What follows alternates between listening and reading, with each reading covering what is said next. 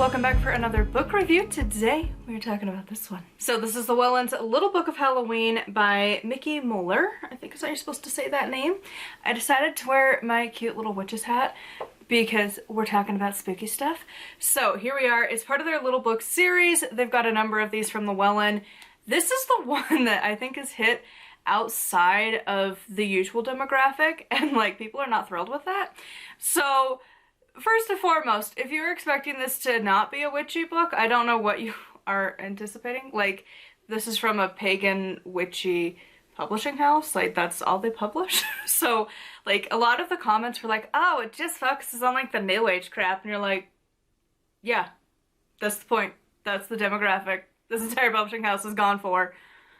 Don't know why you're expecting anything else, but okay. So, this book is very much just about American Halloween. I don't know if it would count for Canada. I don't know if y'all get into it as much as here, but like, this is your run-of-the-mill American Halloween. So for people who don't live here, this is like a nice little glimpse into like how it actually runs, pretty much. And it's really honed in on like the traditions and stuff. Some of them are like not as prevalent anymore. Like, we don't make homemade candy. Like, that hasn't been a thing in my entire lifetime. Like, you just don't ever have homemade candy because people suck. And, like, the rise of trunk or treat was, like, kind of there, but, like, I feel like that's just been the culprit of killing Halloween night. Most people just do that instead, which kind of sucks. But, like, it's like a snapshot almost in the past, just because, like, Halloween just isn't as big of a deal anymore. At least where I live. Most houses don't decorate. You don't get that many kids. Like, it's not as big of a deal anymore, which sucks. Because I remember growing up back in the day, there were houses constantly. You just went door to door to door to door trick-or-treating, and everyone decorated to some level. And maybe it's the childhood, you know, filter of like, they have a pumpkin. They did something. But I remember very detailed yards all the time. So, like, I just feel like we don't have that anymore. There are some, and the people who do, they go all out, but there's a lot that don't at all. And so it's just kind of like, oh, I miss those days. But this book goes through, talks about, again, really just American Halloween, a little bit of the history of it, which honestly, if you've watched like any documentary on the history of Halloween, you've heard it before. Like, honestly, a lot of this was like summarized of the exact same like documentary that I've seen so many times from the History Channel. I don't even know if you can watch it anymore. I don't know if they have their own streaming service, honestly, but the History Channel back in the day had like the history of Halloween or something like that as a documentary, and a lot of those exact same points, the timeline is mentioned here.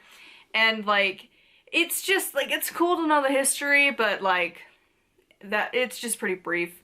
And again, it really does come from like the American perspective for a lot of it. There's like random throw out things of like, oh, well, back in this time they did this, like the souling cake thing that was mentioned. And then there's like a smidge bit of like some other ones, like, oh, and then like we kind of started to include like Day of the Dead, which granted, there is a little book, it's up here, of the Day of the Dead ones. So I'm curious if that one's going to go into more of that history. I'm curious about that. But this is really just like, okay, so trick-or-treating became a thing because, like, the Irish brought that over when they came. And, like, again, America's a melting pot. You get to see how some of the melting pot things happened. If you're not familiar with it, it's a quick little read. Honestly, most of this book, it's, like, just random bits of story and information. It does kind of read like a coffee table book. And if you don't know what those are, they're not really, like, needing to read it cover to cover. You can just kind of flip to a random spot, be like, oh, it's kind of cool, put it back down, you're good. You don't need to read the rest of it. It's kind of how this one feels. Like, there's not anything really in here that's like, ooh, must read. It's not bad either, it's just kind of, meh, it's fine. Now, as for like the witchy bits, it's very random and only when it's like super relevant. Like, oh, well, I'll just charge a crystal. Actually, they don't really give you too many examples.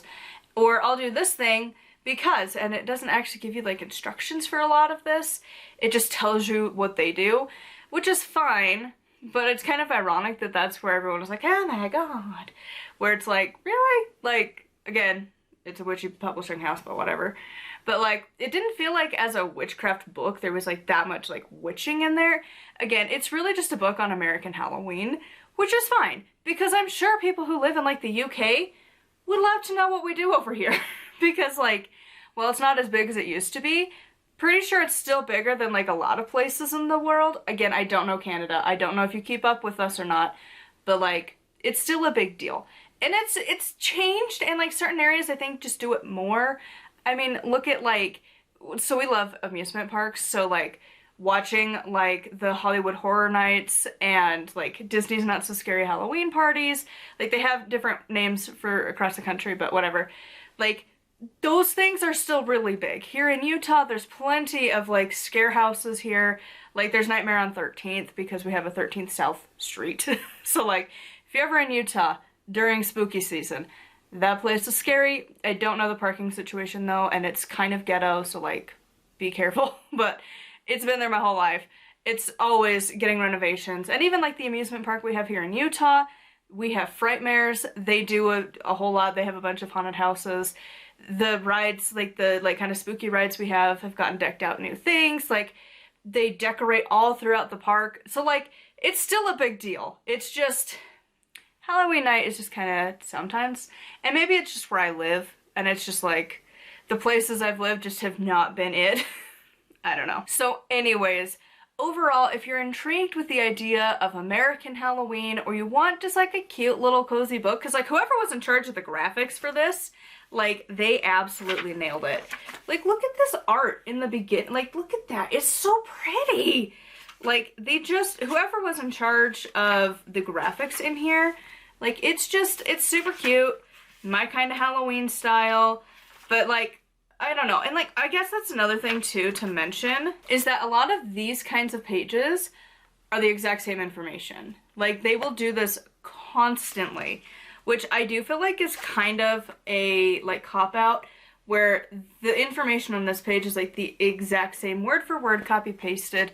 And so that's the only thing that I don't really love about these. They do this frequently with the little books. I don't think all of them have done that, but a lot do. And it's kind of like, really? You couldn't be bothered to just, like, come up with a couple more pages of information, like a couple paragraphs more?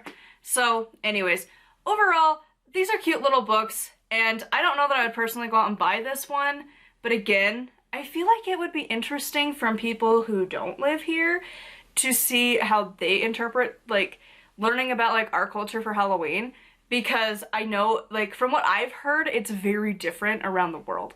Like, Halloween here in the US is a lot bigger of a thing than in, like, I've heard a lot of people from the UK say that they're, like, really bummed that it's, like, not as big of a deal. And, like, they always are so amazed seeing, like, American Halloween. So I'm curious what other people think. But yeah, let me know your thoughts in the comments down below. As always, make sure to like, comment, and subscribe. I post every single day. And until next time, thank you so much for watching, and blessed be.